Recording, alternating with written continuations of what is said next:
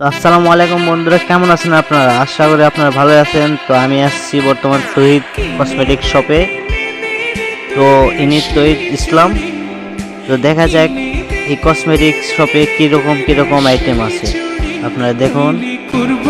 তোর সাথে